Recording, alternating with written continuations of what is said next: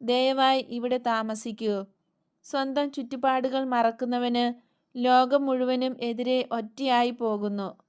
ലോകത്തിൽ നന്മയേക്കാൾ തിന്മ കൂടുതലായതിനാൽ ഏകനായിരിക്കുന്നവൻ അടിച്ചു വീഴ്ത്തപ്പെടുന്നു. അവൻ്റെ മേൽ എല്ലാവരും ചവിട്ടി നടക്കുന്നു. ഞാൻ പറഞ്ഞത് ശരിയല്ലേ?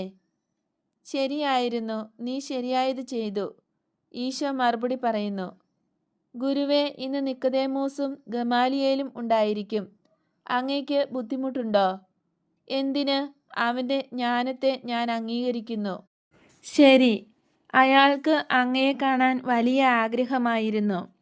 അയാളുടെ അഭിപ്രായത്തിൽ പിടിച്ചു നിൽക്കാനാണ് ആഗ്രഹം.